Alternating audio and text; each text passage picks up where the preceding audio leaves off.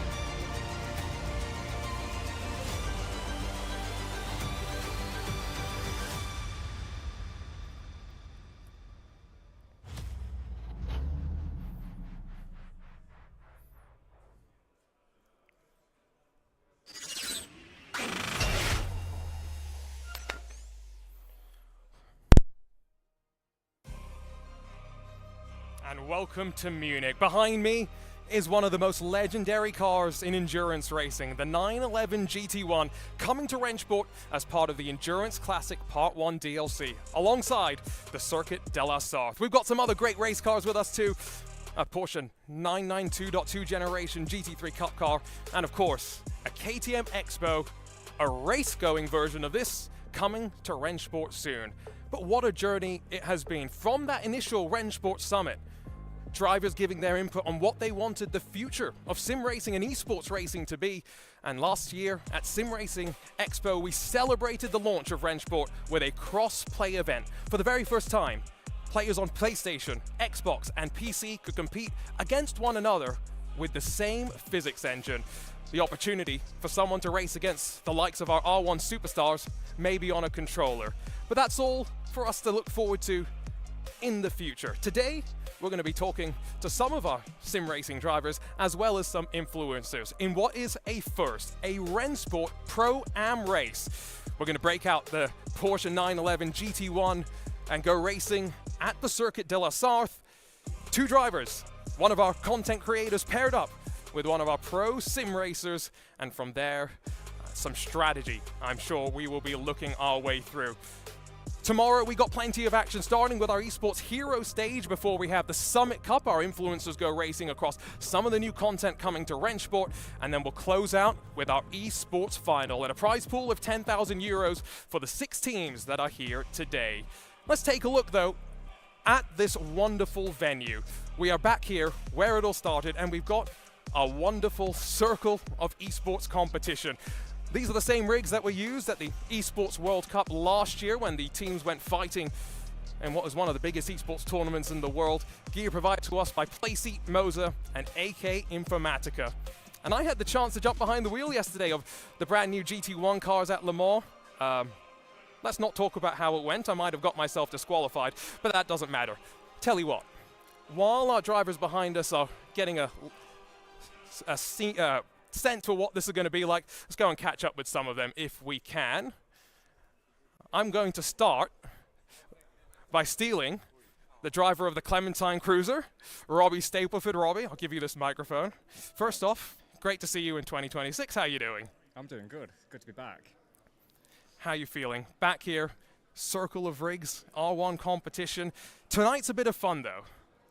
It's been a while. Last time I was at a LAN event was 2024, so, but yeah, I pretty much got straight in the rig. It felt natural, so yeah, it's good to be back. Looking forward to this Pro-Am race. Let's see how it goes. What's the official nickname of your car, by the way? Have you come up with anything official? No, I called it Tiger Bra, but that was 2 years ago, so it's probably past. So I'm going to steal his teammate, Kaike Oliveira, as well. We'll get an official nickname on his car when we can. But Kaike, I'm very curious how you're feeling right now. Back here in Germany, it's a bit colder than it is back in your native Brazil. A bit is an understatement, yeah. Brazil back home is like 30 degrees. Here it's minus something, and it's really is snowing a lot. So yeah, it's a very stark difference between. But I need to get used to it, and I'm doing actually quite fine. Didn't get sick yet, so but yeah, just feel good, feel ready. Everything's looking good. Just feel confident to push as max as possible. GT1 cars at Le Mans. Have you done any practice? No, I love it. I'm looking forward to it somehow to enjoy it. But yeah, it's a good combo. I think it's everyone's going to enjoy it. But nickname for Robbie car, I don't even know which car he's driving. So The orange car. the orange car, so big orange machine. Something. The big orange machine. Let me steal Jack Keithley as well, because Jack, allegedly, you and I are going to be teaming up in this race. Does that make you nervous?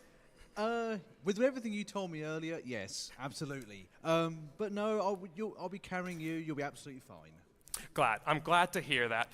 GT1 cars at Le Mans, though, is this something you're excited about? It's slightly different from the traditional RENNSPORT things that you've been competing in. Not just RENNSPORT, I'm just happy to drive something other than GT3 for once, what feels like in forever. But yeah, GT1 cars, absolutely love them. I'm a professional viewer of watching them on TV and YouTube and all that, so I think we absolutely fine the race. We're both wrestling fans. Yes. Have you come up with our official tag team nickname? No, I've got lots in mind, but I don't think I can say right now because they might be 18 rated or over. So yeah, I might have to work on that a little bit. Okay, we'll leave those nicknames to simmer in the imagination. Next up, let's steal a chat with Kevin Ellis Jr. Kevin, I know you just got off a plane and landed with us here. Yeah. How are you feeling back here in the RENNSPORT ring? I feel well rested. I had a good night's sleep last night. That good I missed the plane, so yeah. No, I'm feeling alright. It should be a good laugh. Slightly different scenery for you after racing with Virtus Pro last year, joined up with the ERA Esports crew for 2026. How are you feeling with a brand new team? Just appreciative to Chadwick for giving us an opportunity to come and race again. Don't know if you ever get another chance to do it. We're all lucky to be in this position, so if it's the last one I ever do, have a bit of fun doing it. Appreciative of Chadwick. That's a new one for me. That's a quote. GT1s at Le Mans. You've done no practice because you've not had a chance to sit into the rigs today. What are you expecting? Last time I drove a GT1, I think, was a decade ago. So yeah, it's looking good. I feel ready. Feeling ready. I'll tell you what, we'll let him go off and get ready. There's some other voices that you'll be hearing as we work our way through, both today, but also tomorrow. And so you'll have heard those voices. Ewan O'Leary, Lewis McLeod, also joined by Dara Thacker. If we were to do a race, I feel somewhat confident that I might win if I didn't get myself disqualified from that race. These are, like I said, the same rigs that we were using in the Esports World Cup, but this is one of the unique things about RENNSPORT competition, the fact that our rigs are positioned in a circle, the fact that your competitors are either side of you, and it's a very different experience to be in this position.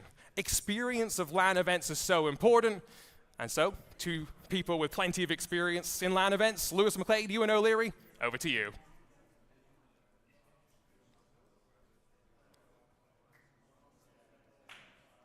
Cheers, Arjuna. Well, we'll take it regardless. Ewan, obviously, we're here. It's going to be a fun event. We've got 12 rigs, 24 drivers, all to take action in today's race. It should be a bit of a fun one, but we've never seen GT1s, of course, taking to the circuit. Yeah. I think I was there in Zurich when this was announced that we were going to do this race.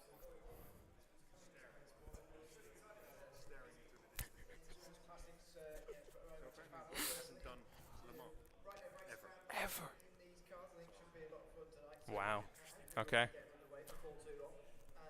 Should be a good race based on what we've heard of the sort of the format, the way they're going to do these driver changes. I don't remember the last time I saw a LAN event where there was driver changes, so that's something to look forward to as well. Well, Arjuna was hinting that he'll be teaming up with Jack Keithley for the TC Esports team. I've done a LAN event where I've teamed up with Jack Keithley. we were racing at the Nürburgring around the Nordschleife, and he was leading. I crashed their car. It's fine. We don't talk about it. Obviously, today's race, you can see some of the drivers there getting a little bit of a briefing. They'll be taking the Porsche 911 GT1 car that we did see a little bit earlier on in the broadcast, but obviously in the virtual terms. Incredibly different car, as you can see. If you can have a little bit of a CSI Miami zoom on that, you might be able to see who's teaming up with who. Very different car to what we normally drive here on RENNSPORT. Normally, a lot of these drivers are well versed at driving the GT3s, which we will see out in action tomorrow. This so different.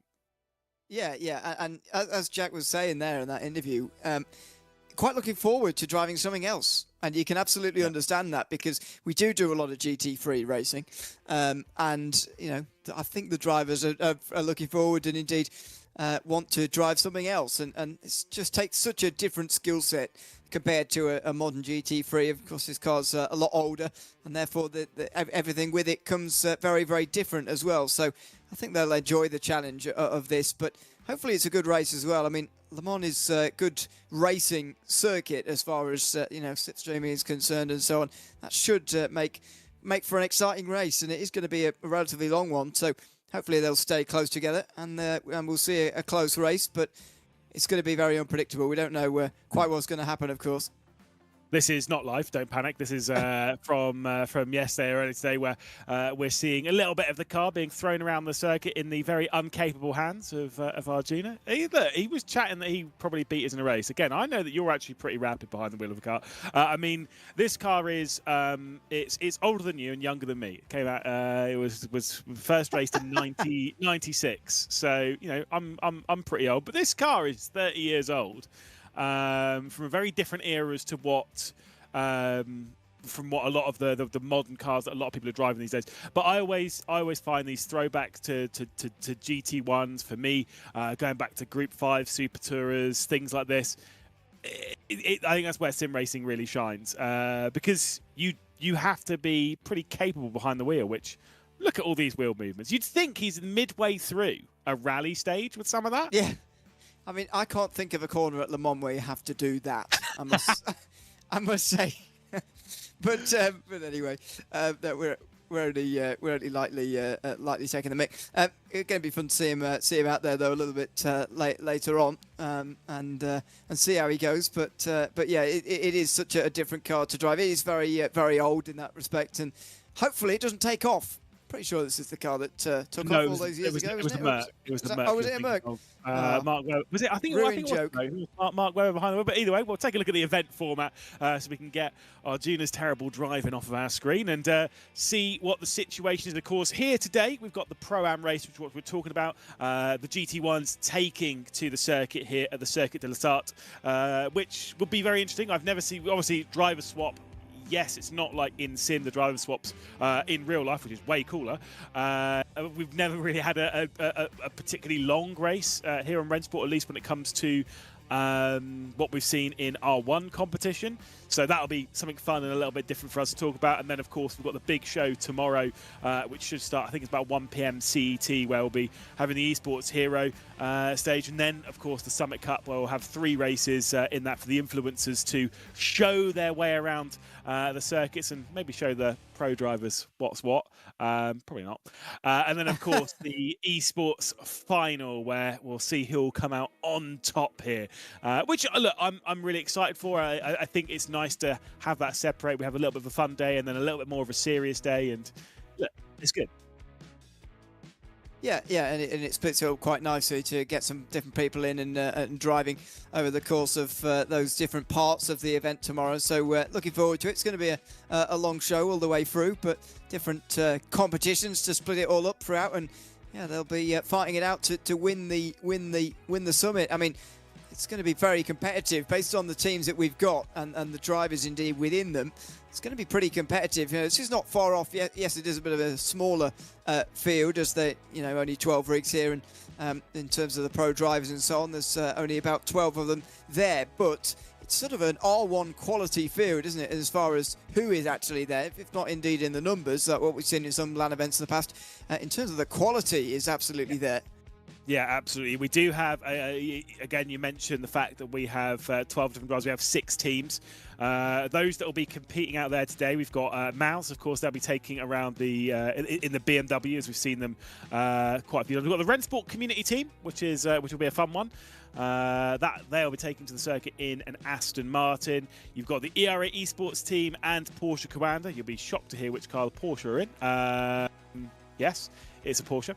And ERA also in a Porsche. TC Esports for Mercedes, and the BS Plus will be taking the BMW around. Lots of big names that you'll have seen time and time again in R1 competition. Obviously, you've got Darren McCormack, who'll be out there, Max Benneker, Josh Rogers, some of the most, I hate the word, but I am going to drop it, winningest drivers in R1, and they'll be some of the ones going to the circuit. Now, there is a little bit of strategy here because, obviously, like I say, we've got a long race. I think it's 12 laps we've got coming up, and you have to split the race basically in half, so 6 laps each. So, yeah, your pro driver will do 6, and the influencers that we've got out there, like Dave Gaming, Gamer Muscle, and Arjuna, whatever. Yeah, they'll be taking over and doing 6 laps. But the interesting part is who drives when. The qualifying driver can't start the race. Yeah, exactly, and that's a very good way of doing it as well, I think, in terms of splitting it up, because it means effectively the grid is going to be a little bit backwards as to what the drivers who are actually going to be starting the race can actually do, which will make it interesting off at the start. There'll be hopefully lots of overtaking. Just see Robbie Stableford get into his rig there. I wonder whether he'll be qualifying. Felix van Delft's texted me something that I don't necessarily believe, that Robbie Stableford has never driven Le Mans before. I can't believe that. No, he must have done VEC. Exactly. He has to have done it at some point. Or Felix is trying to get me to say stuff on broadcast because he knows that if he messages me, I'm likely to just believe it. But that can't be true. If it is, then they're in big trouble. There is no way that Robbie never drove Le Mans in either VEC or even Le Mans Virtual when he was at Zancho back in the day. I mean, maybe it's true. Or maybe that's what Robbie's told Felix, and Felix has believed it and then has told you that. And let's be honest. Do you think he's not the smartest, so he might not remember. I was going to say, do you think he's smart enough to do the double bluff? Oh, no, I just think he doesn't remember. Okay, well, that's he's seen straight to chicanes and has gone, I've driven Daytona. I don't know if this doesn't look anything like it. It's sort of similar, isn't it? It's a bit of a straight, then a chicane, and another straight. Yeah, there's no bus stop here, so it's fine. Yes. Well, yeah, although the chicanes do look remarkably like bus stops, really, here at Le Mans, the Mulsanne. But anyway, trying to see whether, obviously, I don't think qualifying's begun yet, but trying to get a sense of who's actually going to start each of these cars here and see whether anybody goes different. I think what the normal strategy would probably be is to get the pro driver to qualify and then end the race. But we'll see if any of the non-pros don't or do qualify, and maybe finish off the race with the pro drivers coming through the field at the beginning. I don't know. Maybe. I don't know what the right strategy really is, because I don't want to put. Oh my goodness, Cameron Roger! That's his line. That's Arjuna, obviously straight line in the first Mulsanne, which one time with Cam Roger, who's one of the people who will be doing the cameras in game. He was driving down the Mulsanne. Goodness knows what time of night. This is in 2019 at a LAN event. And just drove straight into the barrier.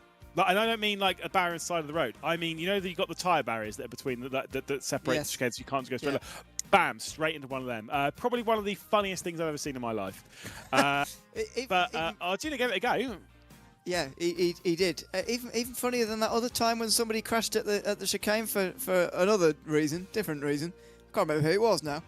But I was going to say, anyway.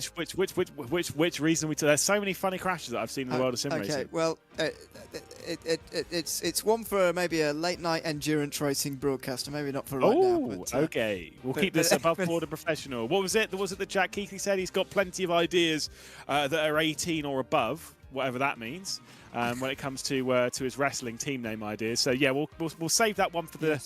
For the RENNSPORT After Hours broadcasts, which won't be coming to you anytime soon because we all want to make a career out of this. Yeah, well, yeah, there you go. Anyway, it's a funny place to crash. Is the moral of the story, as we know at Le Mans. But there you go. Anyway, it looks like they're just going through the paces of practice at the moment, I believe. Anyway, getting to grips with the rig. I am very. You mentioned that you've done a land driver change before. I'm very interested to see how it's actually going to work here and who's going to be quick at it, because the drivers are not paired up necessarily based on sort of who's similar height and whatever, like they would be in real life. There might have to be a bit of fiddling around to change settings and stuff while they're through these driver changes as well, which should be interesting. See who gets through that quickly. But also, yeah, we've discussed. I mean, let's be honest, Arjuna and Jack. Jack's. I actually don't know how tall Jack is, but I think he's a little bit shorter than me, and Arjuna definitely isn't. So. They're very different in size. You can see them loading into the qualifying session now. So yeah, that's going to be one of the main kind of differences throughout the race as such. Also, let's be honest, there's Dane Warren, Porsche Grand driver. I think that's one of the things, like when it comes to jumping in and jumping out of the rigs, some people are also really fast at it. I can assure you, I am not. I'm pretty fat, and it's hard to get out of them and into them. It takes me a couple of seconds. I've seen you trying to get out of McLaren GT3 before. But have you found that video again yet? I haven't. Cameron Rogers showed it to you? No, I haven't found that video yet. Again, All but right, it's worth a watch. Yeah, it's probably one of the more embarrassing moments of my life. Not a high point. It's not that hard to get out of a sim rig, though. To be fair, that was difficult. It's not quite as difficult to get out of a sim rig, thankfully. Well, yeah, no, that is true. I did climb out on all fours, and that was the only way that I was getting in and out, unfortunately. Josh Rogers doing some coaching there, or teasing? I don't know what the dealio is. There. I mean, I will say for your esports drivers, what. I mean, it's a bit. Sorry, more as from the content creator side of stuff. Kind of a good experience to have a pro driver give you some info, give you some help, tease you. Well, I don't know what the dealio is, but mess around. Yeah, I'm not sure. I think it's going to vary on driver, isn't it? Because I'm not sure Josh Rogers will be doing too much. I think he's quite nice. Oh no, I get the feeling that Josh Rogers.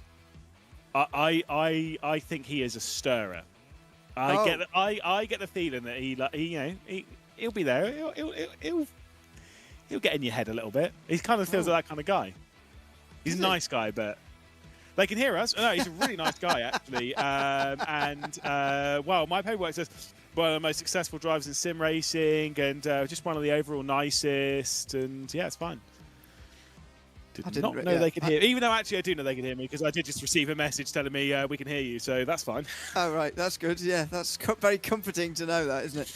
Especially when they're all stood around without headphones. Normally they've got headphones on, even if we're 10 meters away, they can't hear us. Let's just pray they're not paying attention. Yes, well that's normally what saves us, thankfully. So should be fine. But looks like everybody's sort of jumping out of practice now and getting things set up ready for the qualifying session in a couple of moments' time. But yeah, bit of coaching going on. To your point, by the way, about that, it is quite a nice thing to have, isn't it? Coaching you through it. I mean, you're rarely going to get that opportunity anywhere else, are you, for such a pro driver at a level like this to just give you a few pointers about what you're doing wrong, what you need to do right. Yeah, absolutely. It's just even, just the experience of being in the car with someone who's actually a relatively competent driver. Now, obviously, to be fair, a lot of these creators and members of the community are relatively competent drivers again. Our junior side, obviously, but yeah, there's a lot of competent drivers out there. But still, it's just even having them nearby. You can see them there, I believe, about to start some of their qualifying. This is Kira that we're on, or looking over the shoulder off. We'll get the in-game footage as soon as we can. And yes, unfortunately, you have just seen a video of me McLaren. That needs to get posted on social media. My goodness, that is a horrifying video. It also, the thing that makes it worse for you is that it doesn't look very hard. What about getting out of the car, though? Very good. But you make it look well. No, it looks easier than it actually is. It is quite difficult to get out of one of those. But Thank you. Yeah, I'm just trying to save you a bit there.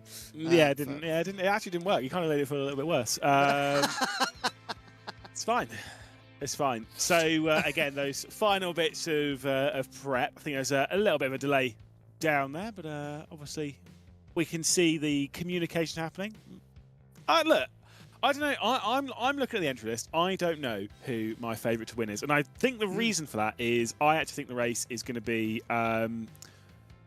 probably a bit more odd than what we'd normally expect from from these kind of races, where it's obviously I think it genuinely comes more down to the second driver, the non-pro driver, the influencer, the invited. It's going to come more down to them than it will the pro driver, who will all run round pretty similar on speed.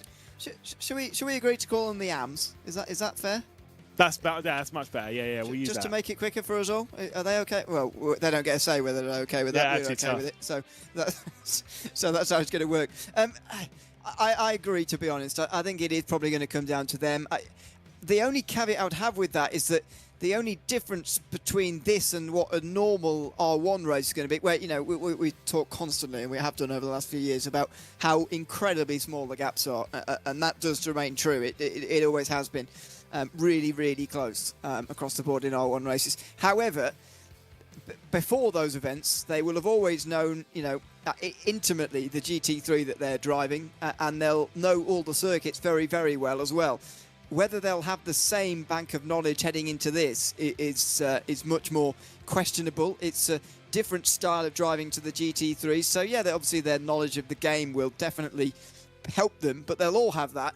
It's somewhat to a degree how they're going to adapt on the day to the GT1 itself. So yeah, if the gaps are very large after the AMs, then the pros are going to find it difficult to catch up to one another. But I think a few seconds here or there, and there's room for mistakes here, I think, with the amount of sort of new stuff that they're dealing with here. Yeah, you can see a few of the drivers there. You can see the pro drivers in the rig. You can see the AM drivers standing by the wayside. There's our junior, who'll be teaming up with Jack Keithley. I've seen a few drivers that are actually in the rig. So obviously we've got Kaiki Oliveira that's in the rig. I did think that Darren McCormack is not. That means that Gamer Muscle will be in the rig. Robbie Stapleford's not taking to the rig. I don't believe Moritz Lerner I've seen the rig, but I think Max Benneker is. So there is a little bit of a look at Darren McCormack, who we'll be keeping an eye on things. But obviously we know one of the fastest drivers, at least in R1's competition. I mean, maybe this is a bit more of an even playing field between your pro drivers, because it's a little bit different, but it should be fine. There is Jack Keithley, who'll be behind the wheel. Obviously, you don't want to trust Arjuna with qualifying. But you know what? I'm gonna say it now. I'm gonna give him his plaudits. Arjuna's not a slow driver. I actually think Jack Keithley. I think he's got a solid teammate. Jack and Arjuna could win this. Maybe. But maybe they can't because he's on the broadcast. But that is true. It's going to look rigged, isn't it, if the guy who opens the show also wins the race? Looks like Arjuna just scripted the whole event.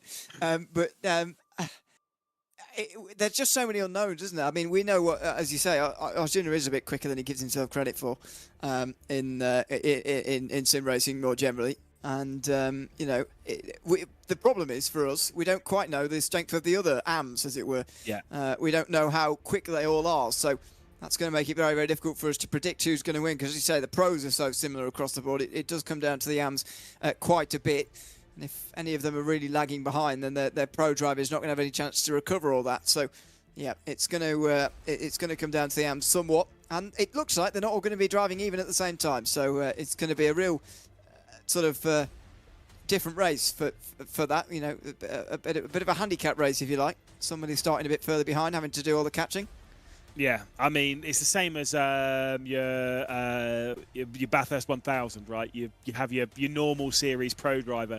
Sometimes they'll put them on at the same time as all of the AM drivers who aren't typically behind the wheel of the car, because the pro driver will be a couple of seconds a lap faster around the mountain than your amateur drivers on those occasions. So it's, you know, like I said, there's different ways of approaching it like that, and that's why I think we should probably see quite a few overtakes. Probably it will spread out quite a bit quite early, I would assume, and then it will come back together when we have the driver swaps halfway through. But the most important bit in an event like this always is keep it on the road. Don't make a mistake. If I would find it unlikely that the team that will win this race will have a particularly major mistake in their camp. I suspect that might not be the case.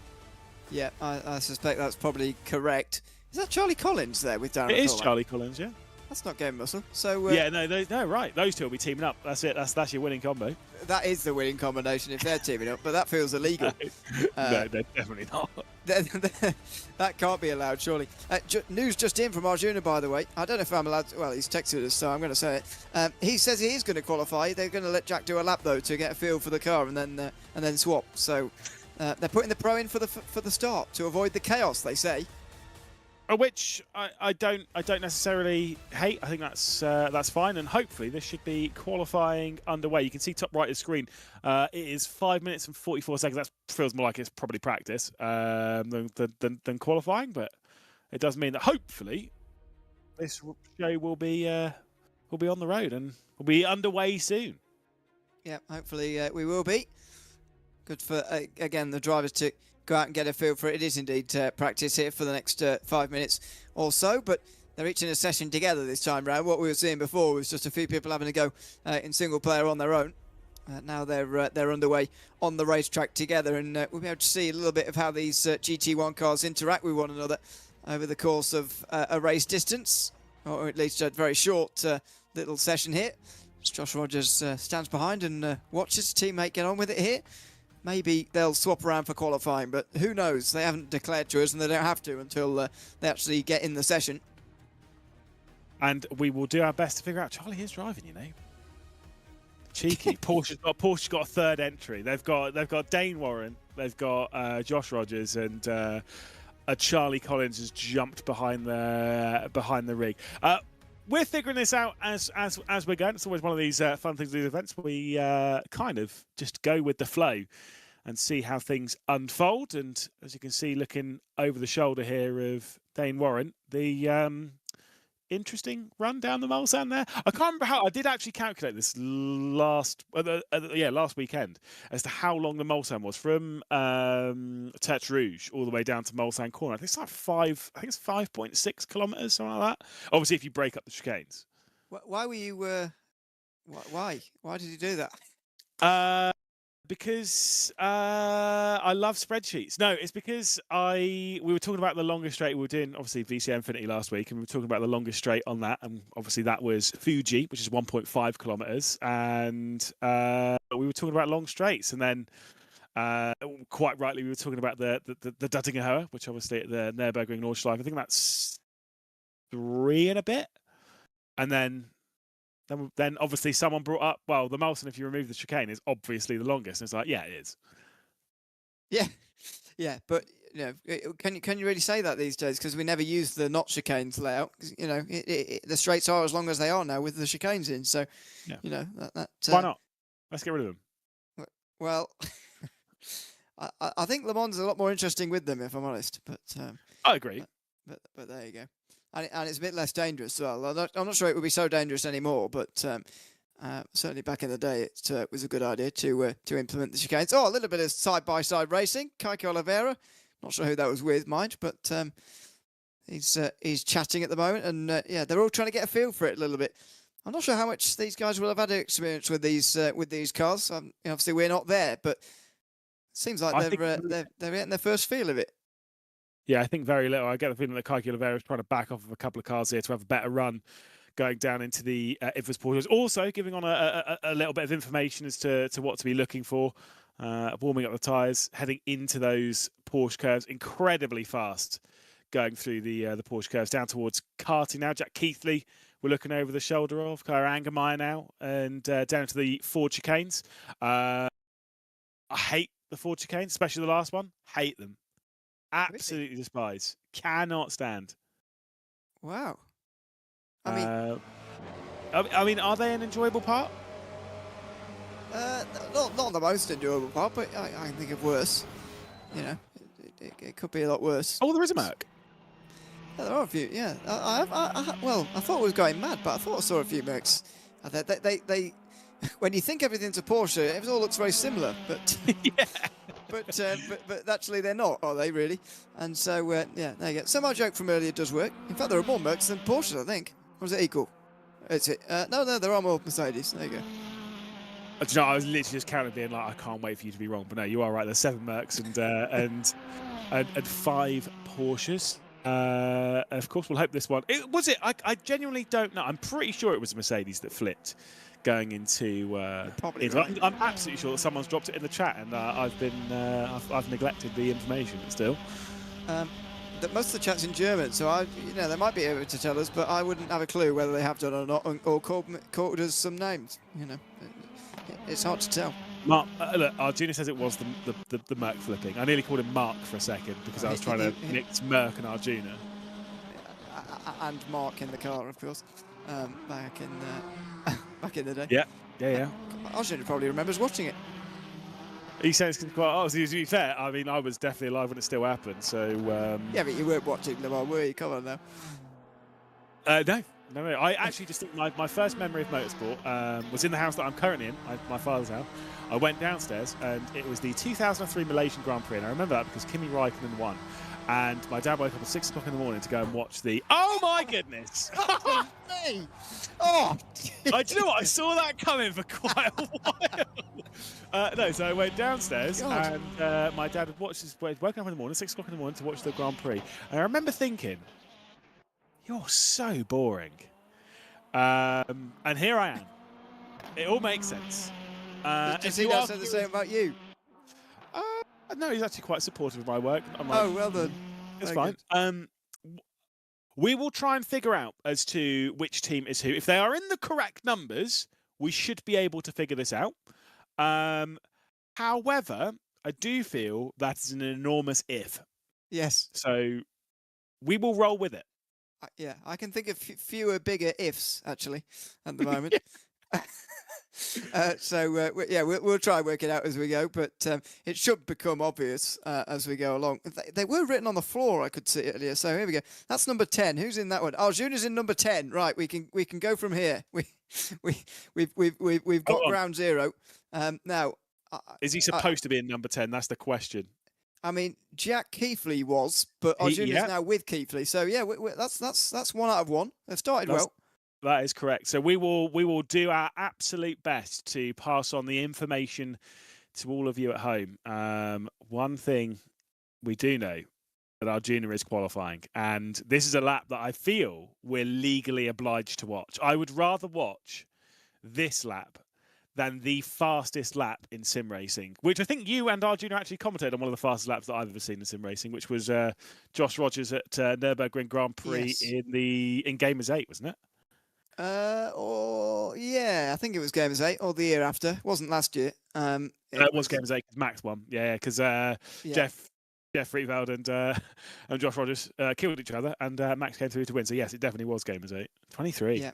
Wow. 3 years ago, goodness me. But there you go. Yeah, I mean, they'll be hard pressed to do that again. Although, to be fair, if you've not set a lap here before, technically it is the theoretical best on your first lap. So there you go. We're about to see something we haven't seen for 3 years, only by default. Yeah. Well, intensity, speed, accuracy. All things you wouldn't attribute to Arjuna's driving, but we are going to navigate the circuit looking over his shoulder anyway. Obviously, this is running down into the first chicane on the Mulsanne. Big braking zone. Hopefully, he won't skip over it like he did in practice. Let's see what the line's going to be like. Not using anything on the left-hand side. I'm assuming it might be a little bit bumpy out there, to be fair, on this version. I've not driven this version of the Circuit de la Sarthe, so I don't know. But do you know what? Actually, it's all right. Yeah, it does look all right so far. So maybe a little bit early on the brakes for the first chicane, but I'm being picky, probably. Coming up towards the end of the second part of the Mulsanne Straight. See how he goes through the second part. We didn't see him go through the second chicane when we were seeing him a little bit earlier on. Watch him get the... Not sure he's looking out on the left-hand side there. Get late on the brakes here. Yeah, maybe slightly too early, but you'd rather go too early, I suppose, than too late and go straight through the corner. He's shaking his head now as well. He's becoming a proper sim racer, look. Yeah, yeah. What was it? It was it Porsche Esports Carrera Cup Deutschland, or was it? No, it must have been just the R1 round at Orchard Road. Everyone came through the final corner, shook their head, and then went on to provisional pole position. And that's kind of how I feel like Arjuna is at the moment behind the wheel of the car. Is he's just shaking his head a lot as he gets onto the brakes into the heavy braking zone of Mulsanne corner. Hit the apex there, and I actually think you're doing pretty well at this point because not everyone's going to be hitting that apex as the throttle is slammed down and he races towards Indianapolis at the same speed that Cameron Roger comes down to 303 on the way to a round of golf with yours truly.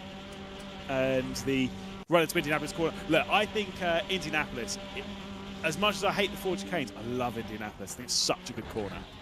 Really? Okay. Yeah, I mean it's certainly unique and very tricky. Yeah. Not sure if that's my favourite, but there you go. It's been negotiated nicely by Arjuna, and now through Arnage. He's shaking his head again. out of Arnage. He's trying to get the good exit on another long straight. Actually underrated how long the straight is, I believe, and towards the Porsche curves. It's still a very long way, even though it isn't quite as long as some of the ones that come before it. Here into the Porsche curves. Now this is where this car really should come alive, you'd hope, in the curves that bear its name. A little bit tied up on the inside line. Now try and hit these apexes, don't run too far out into the wall there, and there you go, that's nicely done. And now look for this sort of double apex here, staying a bit tight there on the inside, all the way round rather than going double apex and then through the left-hander. It's okay, it's been a clean lap at least.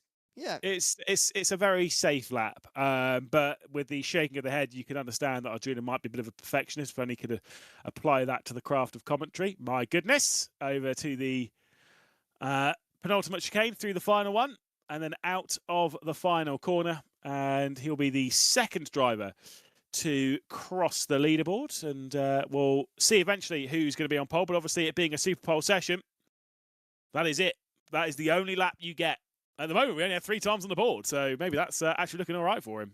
Yeah, maybe it is, and Jack Keefley's clearly just told a good joke because Arjuna's laughing. But yeah, it does look like maybe just getting a time on the board will be the key. Of course, you do just get slowed down, to be fair, in RENNSPORT, so it's not quite going to be as simple as whoever only gets laps on the board. I think they've just been, a few of them anyway, have just been slightly delayed in actually getting underway here before the beginning. Looking to the left here to see, the right here. Yeah, Charlie Collins is still driving. I don't wonder if he qualified or not. Yeah, well, we'll find out when we find out what car number he's in. Maybe he swapped out for Josh Rogers for this. So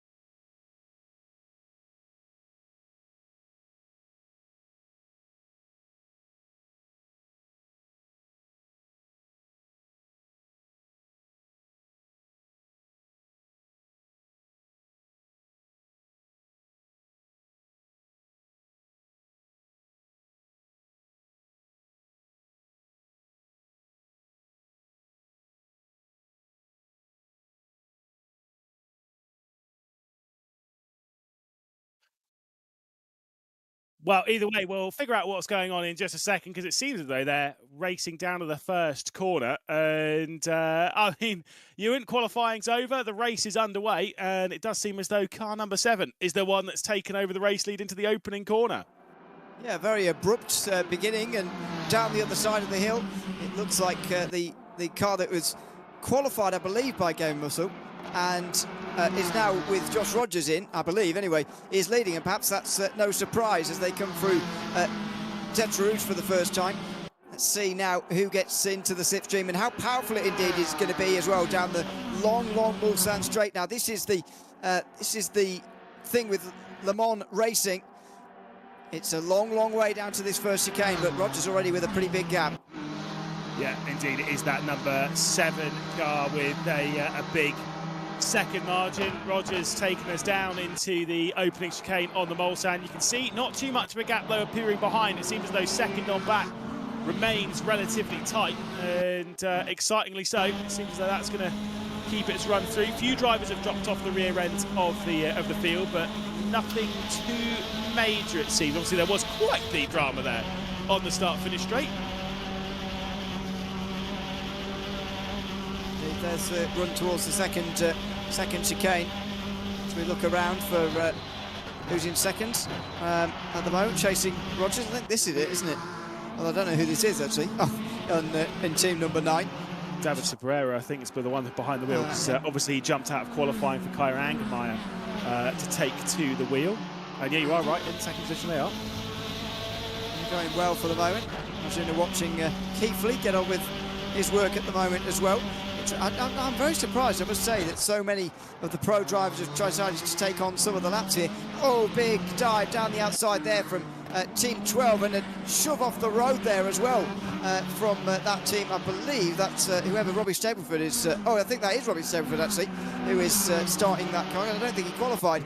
Steaming down the outside there, but got put in the gravel. Yeah, trying to use some of that again speed that Robbie Stapleford's got to get on after it. BS competition running in the 11 and the 12. The teams, by the way, if you want to run by numbers, just to make it a little bit simpler for you at home, I need a pen and paper to run this one through. Mouse are running in the 1 and 2. The RENNSPORT community team are in the 2 and the 3 and the 4. ERA are in the 5 and 6. Porsche Commander in the 7 and 8. And then it's TC Esports in the 9 and 10. BS competition 11 and 12. So if you want to keep your eye on it like that, then go for it. But it does seem as though it is the number 7 Porsche Commander that is leading now by 2 seconds. Joshua Rogers behind the wheel, and the gap is growing.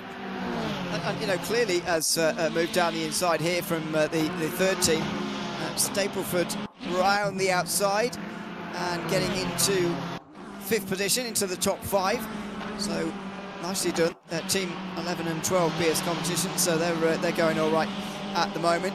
But yeah, oh dear, they've got a maybe a slow. Oh, everybody's getting the exclamation mark next to their name at the moment, so that's good. But anyway, as long as Rogers can hand over with a big enough lead, and you know the other pros who are getting in later can't catch up in the time that is remaining at that time, then they're looking odds on for an early race victory here, if indeed this sort of gap holds.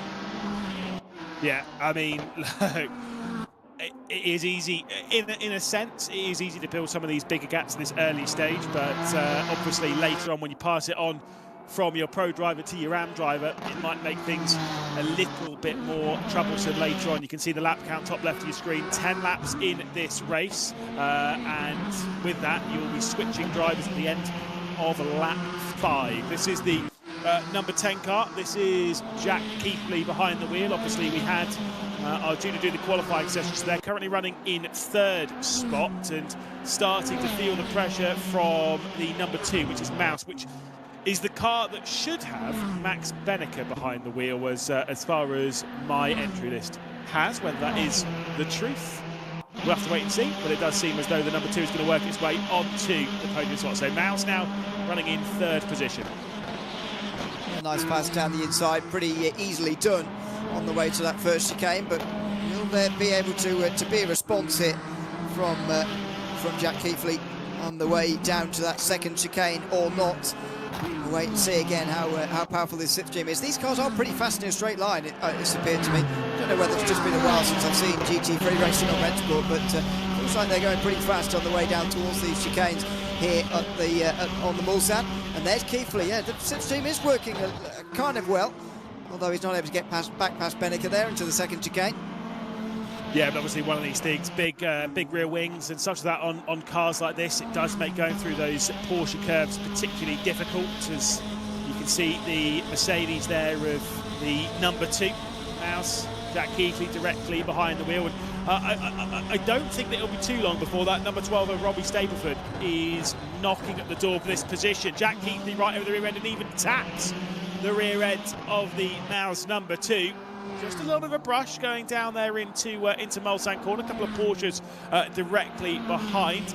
These are the things. So on my list, I have it as Kevin Ellis Jr. I do wonder if that's the car that maybe Charlie Collins might be driving. Because I mean, through the entire pre-show, I didn't see Kevin Ellis Jr. take off his coat once throughout the running. But it does seem as though there is is pretty tight in the fight behind this, as well as this fight as well for third.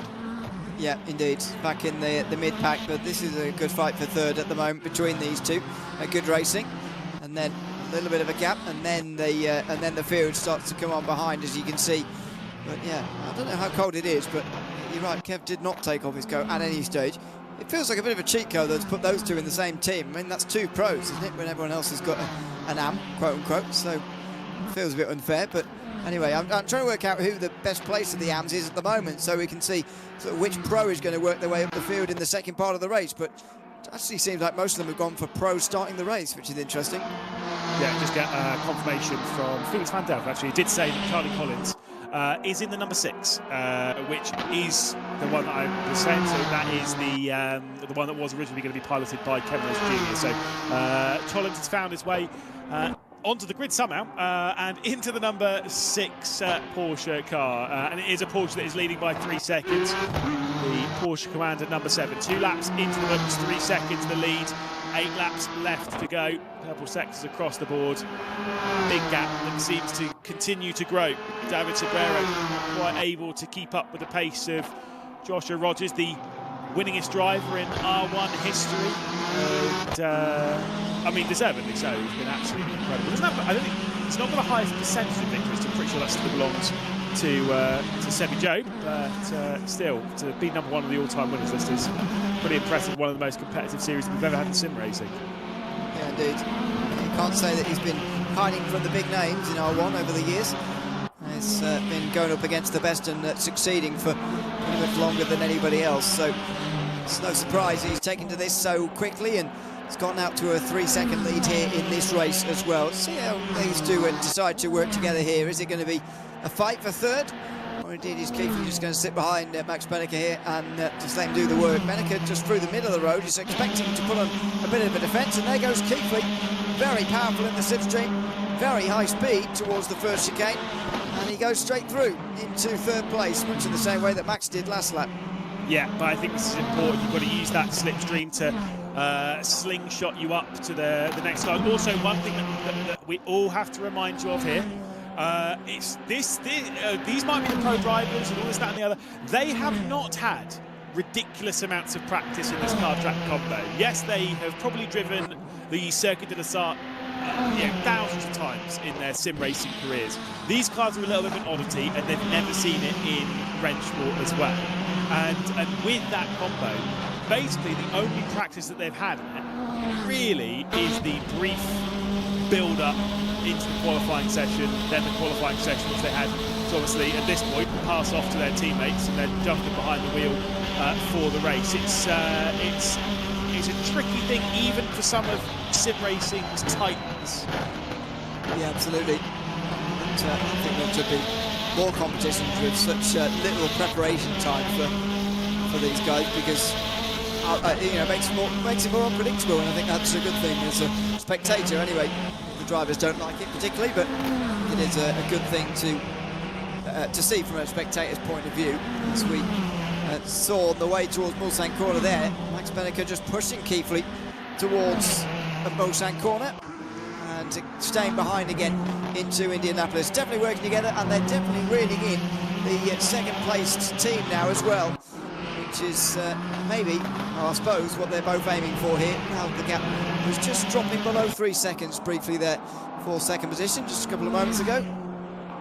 Yeah, I mean, it's, obviously it's been a great start to the race from Sobrero, and was able to keep within a second of the opening lap to Josh Rogers, of course, our race leader. But Sobrero dropping off by 4.2, potentially back into the clutches of Max Benneker and Jack Keithley. Car number 12, Robbie Stapleford, made some progress in the opening stage. We'll hand back off to Shiver in a little while's time. Of course, when it comes around to those pit stops, a reminder as to how this race works. If you are just jumping in, you might see a lot of numbers there on your screen. Those are the team number, and it is a team race. There's 2 drivers per team. They'll be coming into the pit lane towards the end of lap 5, where they'll be switching drivers all inland at the event. And of course, if you want to know which teams belong to which number, again, Mouse are in the 1 and 2, the RENNSPORT community team, they're in the 3 and 4, ERA 5 and 6, Porsche Commander in the 7 and 8, TCE Sports in the 9 and 10, DS Competition in the 11 and 12. Yeah, indeed. At the moment makes up this field. Again, trying to figure out just who's going to be coming through in the second part of this race. But as I mentioned earlier, the amount of pros who seem to have started this race compared to what I was expecting is much higher. As we get battles like this in the early stage of the race between Max Benneker and Jack Keithley. Keithley just in front as part of Team 10. Benneker, sorry, in Team 2. There's Josh Rogers, though. He's clearly taken to this car very quickly in the Porsche, as you'd expect, so he's racing away pretty quickly as well. It does make you wonder what's going to happen when it comes to some of the other teams that are maybe a little bit further down. Like, for example, the second of the DS Competition team, that's the one that's in the number 11, running in 9th position, I believe. They got Bento behind the wheel. Be passed off to Kaiki Oliveira, who did the qualifying session. And Kaiki Oliveira is a rapid driver. And when you consider all these cars being passed off to their counterpart, who's in the best spot? And I think that is not a particularly easy question to answer. We do have some relatively solid driver lineups out there. I mean, say about the number 6 being, number 11 being Kaiki Oliveira, the number 5. I think that is Gamer Muscle behind the wheel. Darren McCormack will be taking over, I believe, in the next stint. So curious to see how that one's going to unfold as well. Yeah, indeed. That's that working together again. Benneker, there's the view in the real world. As he pushes Keithley towards Mulsanne corner, carefully braking zone. Now he's going to be going at higher speed, and they nail it pretty much bang on there. Not really, though, getting any closer to Sobrero now. So I'm always sceptical about this sort of working together stuff, whether it actually works or not. I think the answer that we've got here is that it doesn't really work. Benneker is now working his way through on the outside line. The slingshot he should have here should get him into the top 3 now, and ahead of Jack Keithley. So there he goes on the outside. Keithley's going to just let him in, and on he'll go. But these two seem very evenly matched so far in this race. Yeah, look, they basically swap every single lap, right? They have been running at the same pace. I'm sure that won't be too much comfort to Max Benneker, where he gets a tap on the rear end from the number 10 of Jack Keithley. But it was a light tap, just a little rub, nothing major. They are running the same speed. They are keeping themselves very close company at this point in the race. And most importantly, as I was saying earlier, they're not making any mistakes. They're keeping themselves in the running and in contention for this race by the time they pass it off to their respective teammates. For Max Benneker, I have written down that it's Champion Gentleman is known around the AC modding community for Jack Keithley. Unfortunately, it is Arjuna. That's fine. That's fine. What if, no, genuinely, if they do win, Arjuna has to interview himself? Isn't that mental? Oh yeah, that's a good point. I want to see the full thing. Come on, off he goes. That would be so good. I would really like to see him interview himself, but unfortunately I don't think he's going to win this race, so that's a bit of a shame. I was just reminding us, by the way, it's at the end of lap 6 for the pit stop, so not quite on halfway. Maybe that's why they've gone with the pros first, because that would give them 60% of the race as opposed to just final 4 laps. Yeah, absolutely. I mean, that is also his one. I mean, that is if the 10-lap count is correct in the top left. I believe it is. But I would actually think... Huh? I think we're on lap 5. It's not. I think you're right. I think we are on lap 5. We will come to this information as soon as we have it. But it says 4 of 10. Maybe we are on lap 4. I don't know. My memory's not what it used to be, mate. And I've seen cars driving around in switch. The only reason why I think we are on lap 5 and we've 4 complete is because of the amount of times that these two have switched positions on the Mulsanne, which has been a lot, to be fair. Well, it's didn't realise it couldn't happen this time into the first chicane, so first time in a little while. This time Keithley not able to get close enough to Benneker and get ahead, so they'll stay as they are. Battle for 5th place, by the way, is getting closer and closer, although it's not quite developing into something major just yet. It is indeed lap 5, by the way. Lap count is a bit slower behind us, but anyway, there's some battles to settle here, coming towards the halfway stage at the end of this lap, and then we'll be on the driver changes next time round as well, which will give us really what the outlook for the rest of this race is going to be. Will Josh Rogers be able to hand over with enough of a gap to just hold on to, or will there be some chasers coming behind? Yeah, indeed. Like say that second stint of the race is going to be the big deciding factor and the one to really talk about.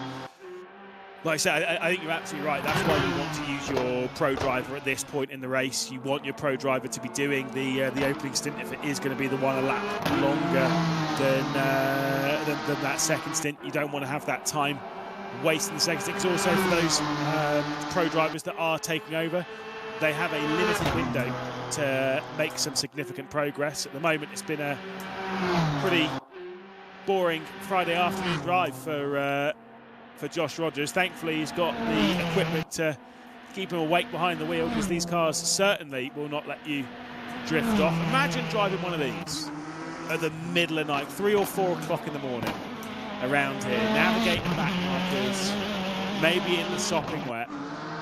That is a crazy combo. How was it ever raced? Yeah, it's remarkable.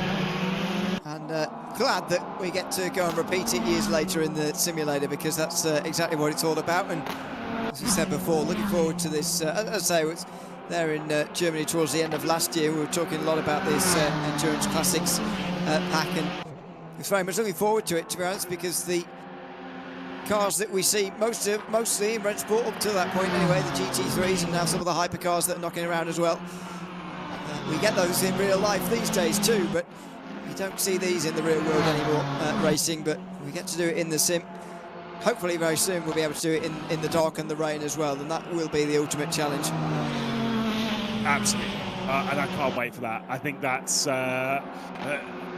I've said it before, when it comes to mostly towards race circuits, less so even some of the cars, because cars are sometimes really a little more of a niche in that sense. But the race circuits that we have in the modern world, when they become defunct and we never see them again, race, the fact that you have simulated versions of them, you can revisit those parts of history and see how everything was, especially in the modern era when circuits can be laser scanned and stuff, and cars can be replicated in the highest of details. It kind of means that when they do fade away from the modern world of motorsport, we actually do get to see them live on. And I say, having a car like this, it is cool. You get to see it at its absolute edge. We are on the 6th lap of running here of the 10, which means we'll be talking pit stop. So the way it's going to work, as far as we're aware, we're going to drive into the pit lane, come to a stop, and someone's going to jump out of the car,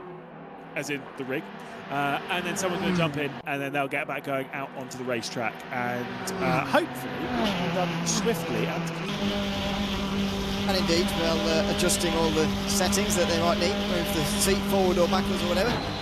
Arjuna is going to have to move the seat a mile backwards, obviously, to get comfortable, and I'm sure other adjustments are going to be happening up and down the field. But this is, I think, the most interesting part of the race for me, just to see those pit stops and see how they can all work it out. Because of course there's not been much preparation or whatever for this.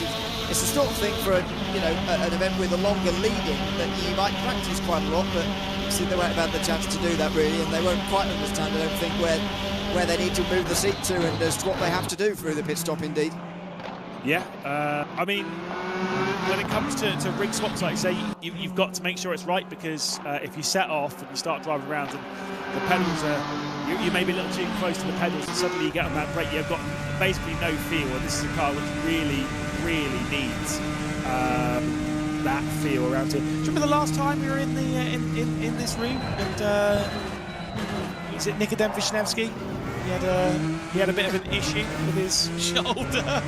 I remember, yeah, I was behind the scenes, talking to probably yourself, definitely Cameron Roger, definitely Dane Baird, and I just heard medical emergency on the stage, and we were both looking at each other, being like, "What? What's happened?" Yeah, a bit of an issue for Nick Wisniewski. Thankfully, he's all good now, but hopefully none of that happens in the driver's swaps. Well, yeah, no. Luckily he's hard and he just put it back in again. It was fine, but yeah, that's not a nice thought. Was that Moritz Lerner there just diving down the inside from a mile away? It was for team number 1 and going straight through at Indianapolis. So into what is, where are we? 6th place now in the field, right at the very end, but unfortunately these guys have lost quite a lot of time to the lead and they've had their pros in. Some of the others will have obviously their pros in next, which will help them in the last 4 laps potentially, although the gaps are relatively large. I mean, nearly a minute back for the teams at the back. Into the pit lane comes Josh Rogers, so we'll see the number 7 pull its way in, and as Michael Volk will be taking over the wheel of the car. Somewhere there's the slow down, the pit speed limit, and Josh Rogers has navigated his way into that, taking the headset off. That's it. You got teammates. It's like obviously in real world, your teammates have got to like come in, do your belts up and stuff like that. In this, it's your teammates helping you find your box by one. That was a bit messy, wasn't it? Yeah. Look at the speed he's climbing out. Well, they do seem to be on a timer. There seems to be some service happening in the game as well, which is yeah. There you go. Oh, there you go. It's a nice pit animation. Don't run them all over, and that gives them just a little bit of time. So there's no rush really for this driver swap. They've just got to get themselves comfortable. It seems that they're similar height because there doesn't seem to be too much fiddling around going on there. Bit of chat between the two, and how's the pressure, by the way? I'm not sure I'd like to take over from Josh Rogers, having just he'd been leading the race for a while and having that pressure on me. But there you go. Out we go. I'm not going to lie, I've never wanted gloves more in my life than if I was taking over one of these rigs and it was someone who didn't use gloves. You know what I mean? Like I don't want someone's sweaty hands left on the rig. You can see Charlie Collins and Kevin Owens Jr. were teammates. You can see in the background there, Collins and Kevin Owens Jr. climbs in to the wheel. A little bit of a mismatch in team there. You can see they've battled time and time again when it's been obviously Charlie at Porsche Commander, Kevin Owens Jr. at Apex, and eventually Virtus Pro. Army of cars leaving the pit lane then. We've got the number 3, which obviously was either Dave Gaming or Nico Nuningoff, and either way they've gone out side by side with the number 12. It seems getting muscled out of the way. She's behind the wheel of that one after stealing the car away from Robbie Stableford. Yeah, indeed. Often you see side by side at the pit lane like that, and there wasn't space for indeed for them as they came out trying to abide by the white line rule there, but they'll get out of it eventually. And this is where the field is really going to change a little bit now in this latter stage of the race already. The leading gap down to just 3 seconds between those top 2 cars. Maybe there is going to be a twist here in the final 4 laps of this race with these new drivers on the run to the end.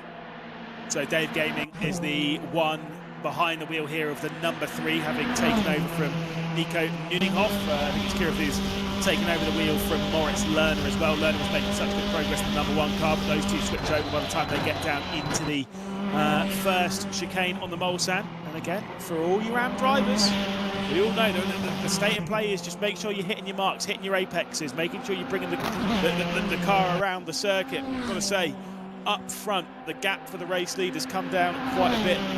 Michael Bolton's been closed down a little bit by Kaya Angermeyer. The gap's now 3.2 seconds. The battle for the race lead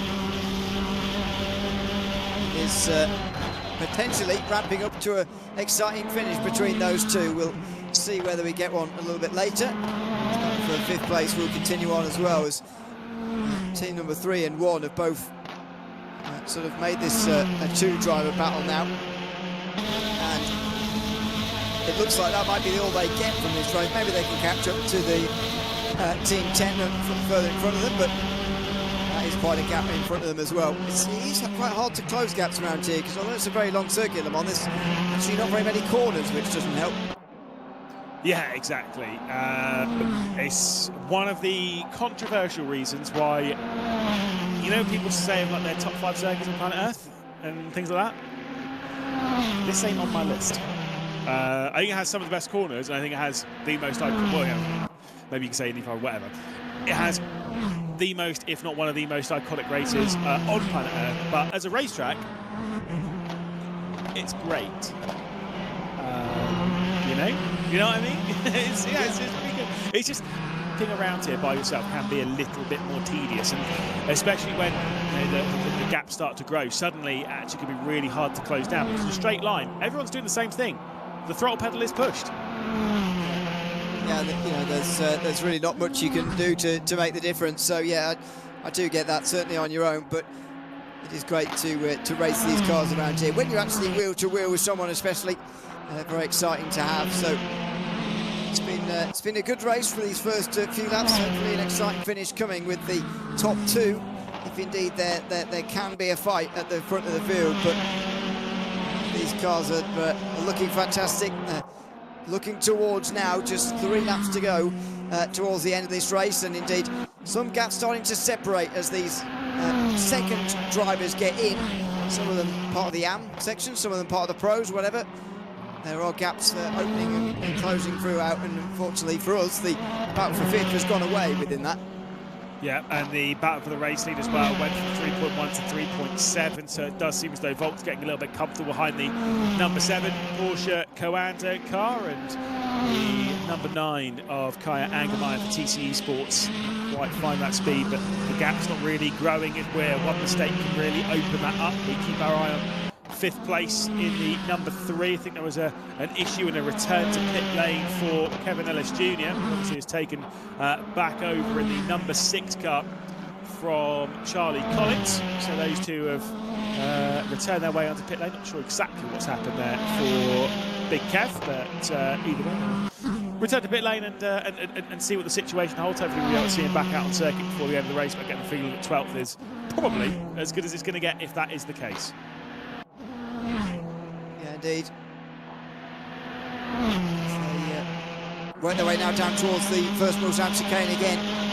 You see on the track map quite a big gap between those front 6 and those seconds, or the bottom 6, if you like. A real group for 7th maybe starting to develop now as some of these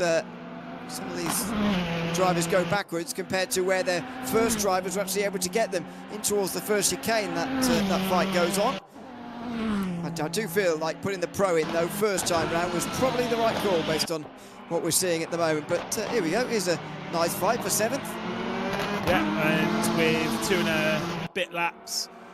2 really 3/4 from this point, approaching 2.5 laps left to go in this race. It is the number 12 car. Chever's behind the wheel, and Bobby Stapleford has passed on control over to the likes of Chever. Now we've got the number 5 here. You can see Darren McCormack looking over the shoulder of the avid tea drinker himself as Gavin Musser behind the wheel, 3 wide on the run down into the second Mulsanne chicane, and sneaking away all the way through comes, I believe, Kaiki Oliveira in the number 11, making that work for BS competition in that number 11 car.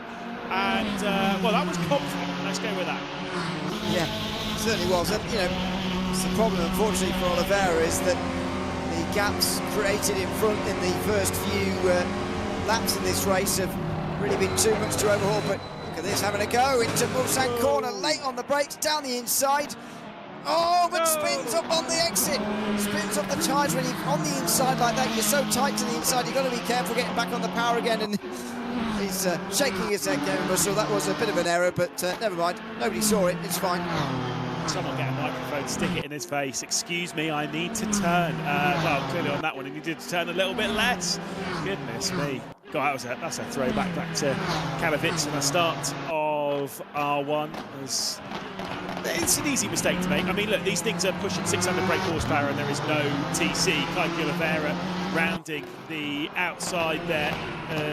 Wasn't even Kaiki Oliveira behind the wheel of that one. I think that might be the number 8 Porsche Commander that's scooched its way past into Indianapolis onto the outside. There's a few moves coming in the mid-pack into Indianapolis and Arnage, and up towards the Porsche curves they go. Again, gap for the race lead, by the way, has gone from 3.7 back to 3.1 as we ready for the end of the ante-penultimate lap, penultimate one, and then final left to go.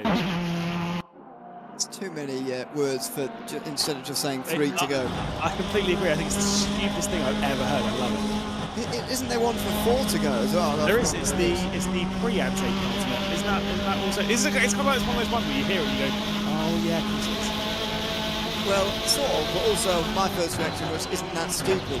But, yeah, it's easy to say 4 to go. It literally is so much easier to say 4 to go, but there you go. Anyway, 3 laps to go here. Or is it 2? I've forgotten. 2. I'm confused, you're bamboozled. I know, yeah. Bamboozled with all these long words for 2 to go and stuff. But the gap down for the lead, 2 seconds again. So the press is very much on here. It's already they've already had both their pro drivers there with Josh Rogers and David Sobrero. It's up to the abs, and it is getting a lot closer. I do wonder whether we're going to run out of time to see the finish between those two, or whether this is going to end as it is in a fight or not. Oh dear, that's a bit wide, and getting away with it from 7th place. That was quite lucky. Yeah, I mean, look, I actually think we are going to see a battle for the race lead here, provided that they keep it on the road. That's going to be the important bit. And for the number 9 of Kaya Angermeyer, it's just about kind of keeping calm at this point. That gap is coming down. The chance is getting closer, and there is, of course, 1 lap after this. There is plenty of opportunities around here, and it's getting closer than actually being able to make the move further down. We'll see Shiva lose another spot here to the number 4. I believe, according to my interest, it should be Lino behind the wheel. And I've not seen didn't see Timo Lino appear in any of the in the background footage earlier on, but there might be a bit of contact between the pair of them. Of course, just a brush, but nothing major. I think I did, but maybe not. Don't know. Maybe. Who knows? Yeah, Shout out to Timo if he is there. Well, if he's driving right now, then it would be a bit useless because he can't hear us at the moment. But there you go. Positional change down there in 10th position. And this is sort of a bit more like what we were expecting to see really for the second part of the race. But the gaps, oh dear, that's a big dive. But a good pass in the end. Late on the brakes, but not too late so as to blow straight through the chicane. Although your exit's always compromised when you're on the inside like that. So the position's reversed again straight away. Yeah, Lino is behind the wheel of the number 4 and does get himself through into 10th position. I've got to say, that was a great attempt. I respect it wholeheartedly and the bravery, and we're getting it again down the inside. Yeah, that was absolutely insane. Clearly, very good control of the brakes as they're getting caught here by the number 6 of Kevin Ellis Jr. Yeah, I'm not sure how they're so far back, by the way. But Kevin and Charlie Collins. But anyway, some very, very late braking from that 12 car. Although, again, it just compromises your exit when they're on the inside like that. And, of course, giving up the slipstream as well to the driver in behind doesn't help. Into Indianapolis, right round the outside. And straight back through again. So this position's reversed all over again. It's 3rd or 4th time in just this lap they've done that. They approach the final lap of the race, now being begun in front of the field. Indeed, again, it's getting closer, it's getting tighter, it's building up to quite the crescendo on the final lap here at the circuit to the start, as it does so many times in real life, as it has done in cars like this before. There's Kevin Ellis Jr. behind the wheel of the number 6, and the target's directly ahead of him. He's got a few positions that he can make up here into the Porsche curves. Out wide goes Chevron down to the final, the last position, unfortunately, there. Picks up the first one. And I do believe there's been a second entry into the pit lane for the number 6 car, but Kevin Ellis Jr. and Charlie Collins so willingly pilot around the circuit to the start as a few cars have already begun this final lap of proceedings. And there it is, 1 second at the front of the field. Are we just going to run out of laps before we see the proper fight between these two? Or is there going to be a last lap surprise here at Le Mans? I don't know if this is the longest race we've seen here on RENNSPORT that's broadcasted amongst ourselves, or not, but this is the crescendo of quite a long stint here in these cars. 10-lap race here at Le Mans, not a short circuit, and it looks like we might get a grandstand finish to this as well. There's just a frustrating gap at the moment if you're chasing in this scenario, you're just slightly too far behind. Time ticking down, time running out, and at the moment Porsche Cayenne to continue their hold on the lead here in the Pro-Am race, the build-up to the big event tomorrow. Into the second Mulsanne chicane they go. Whoa! What? Where did that smoke go? I think clipped the curb awkwardly for the number 9 of Kaya Angermeyer and the TCE Sports team. 1 second the gap. Again, it is closing down. I get the feeling you might have been right a little bit earlier on. We might come up a lap short, or maybe there will be a big dive coming down into those final chicanes. Yeah, maybe your favourites, as we know. Side by side for 10th place, and it looks like Kev has got past all those guys back there and has got into 9th position, which might be where he ends up in this race. Still 1 second as they head down towards Indianapolis. You'd say that into the Porsche curves is probably the best remaining chance of this race now, but he's got to be very, very quick for Indianapolis Menage to be able to make that a reality. And then it is all down to those final chicanes. How confident are you going to be on the brakes into Indianapolis? Apex hit for Angermeyer. The gap comes to under a second for the first time in this race since lap number 1 into Arnage, and it goes. Hits the apex again beautifully. Pressure starting to build onto the shoulders of Michael Volk behind the wheel of that number 7 car, your race leader. Only the Porsche curves remain between these drivers and victory here this afternoon. Just got to not make a mistake here. Absolutely not make a mistake. That's all that can stop or can make this race lead change hands through the double left of these Porsche curves now into the long right. Just looking to fade away from the inside there, double apex, and get it right over the sort of top of that small rise. The gap close, but not close enough. Well, maybe. We'll have to see. It's under half a second. One final chicane to go. Lights blaring for the number 9 TCE Sports car directly behind. It gets tight as they head their way to the 4 chicane. It does come down to the final moment, but an apex hit once again as they depart the final corner. It'll be Porsche Cayenne's number 7, Michael Volk, and Josh Rogers to cross the line victorious here in the Pro-Am race. That was a very good bit of defending and a good attack there late on as well to have a look down the inside of that final chicane. That was very, very close, perhaps surprisingly close as well. And yeah, they go on to take the victory in the Pro-Am. Josh Rogers winning again. Can we count that as a win for him? Another one? Look, Another one to add to the list? I'm not putting it into the spreadsheet, but I will still say it was a great drive and honestly great timing. Incredibly close there at the end between Porsche Cayenne and TCE Sports' lead cars, the 7 and the 9. I mean, what are the chances of that? 10 laps and it all comes down to a couple of tenths of a second across the line. Yeah, exactly. And you know, over the course of 2 drivers and 10 laps, a very long race here on RENNSPORT. To come down to that sort of margin is very, very good to watch. Good finish there. Now on the other side is TCE Sports, very, very close. They gave it a proper go. There was Sobrero early in the race chasing Rogers, trying to keep that gap as close as possible. And that's, you know, that's the thing with this. Both had a part to play there. Both Sobrero keeping it as close as possible, and then obviously Kaya having to try and come through there right at the end and make that pass, but just ran out of time in the end. You get the feeling with one more lap that would have changed. I think one more lap, and yes, TCE Sports would have been the ones victorious by the end of the race. We can see here the provisional race results. It's the number 7, Josh Rogers, Michael Volk, the Porsche Cayenne car that was victorious by a tiny margin, just about half a second over the TCE Sports, David Sobrero and Kaya Angermeyer. The number 2 car that was Max Benneker and Champion Joe, they finished in 3rd position ahead of number 10, which is Jack Keithley and our very own Arjuna, who we'll be heading down with in just a moment's time to catch up with our race winners from there. And it was a good race. That was very enjoyable. You and I actually, I had a good time. Yeah, I did as well. You know, enjoying these new cars that will be coming to RENNSPORT, and enjoying a bit of a longer race on RENNSPORT as well, because normally it's just been sprint races all the way through of a certain distance, you know, 20 odd minutes at most. That was nearly 40 minutes in length for proper driver change as well. Maybe a taste of what's to come in the future for races on RENNSPORT, because, as I say, we have not seen very many long races like that before. Now we get to experience it for the first time here in Munich. Yeah, and like I say, do love a bit of a driver swap race. it's a bit exciting to see, something a little bit different to see, and good to get themselves involved, not only with the pro drivers, but also with the AM drivers as well. And a very solid race that was won by a very worthy team as well in Porsche Coanda. So you can see there on the right-hand side of your screen, you can see our junior who's catching up with the Porsche Coanda team winner in Josh Rogers. We'll go down to him.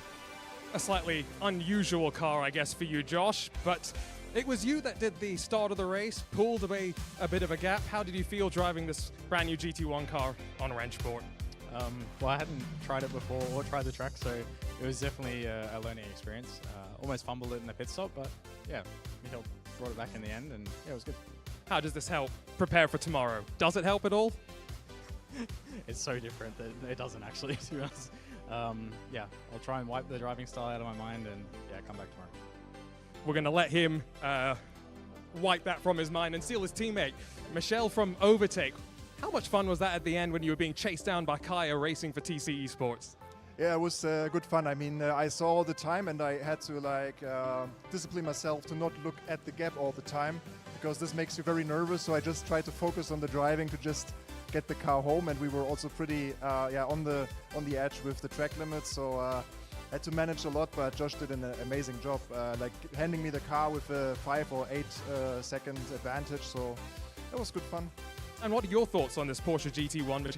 Did you drive the Porsche? Did you drive the Mercedes? I should ask. We had two options. Yeah, we drove the Porsche, and it seems like the Mercedes was a little bit superior maybe in some cases, but we still managed, so all good. No, the Porsche has an amazing sound, obviously, and yeah, drove nicely. Yeah. I drove the Mercedes, finished in 4th. Congratulations for the win. I'm going to bring the camera over to me because I want to catch up with, well, our TC Esports pair. Let's start with you, David Sobrero, part of the TC Esports lineup, finished 2nd. You started the race as well. It was an aggressive start. I was watching over your shoulder. Yeah, I mean, no, the start was very poor because I was very scared to lose the car as I didn't practice the start. But yeah, Kaya did a really good job doing pole position for me. But in the first few laps, I was a bit warm and not with the best of the feelings. Then I was feeling more comfortable. But I mean, the rest was very fun and I have no complaints at all. So yeah, I'm happy with P2, I take it. And let's talk to Kaya, because we saw him at the Sim Racing Expo as part of our Creator Cup that we had there. You've had lots of experience on RENNSPORT. Tell me, what was this GT1 car like? It's incredible to drive. It's incredible to drive. It's in a low-speed corner. It's a little bit understeering, but in the end, it's so much grip at the exit. It's incredible to drive. Track limits. How close were you to the 30 incident penalty limit? Not close enough. I got, I think, 10 left. So, so yeah, at the last lap I pushed hard, but it's not enough to push it. On the out lap I not spun the car, but I shifted in first gear. That was killing the rear. So I got a little bit sideways on exit from the Mulsanne grade to the hairpin. But yeah, nonetheless, this was the only mistake, and started to keep it clean. Thanks, Kai. We'll see you tomorrow as part of our Summit Cup races that we have. But that's about it for day 1 of our 2026 RENNSPORT Munich Summit. Join us tomorrow as we return with an action-packed day of esports racing and our creators getting in on the fun as well and trying some new content that you at home will be able to get your hands on the wheel of sooner rather than later. For our team here at RENNSPORT, for our team here at Munich, goodbye for now. We'll see you tomorrow.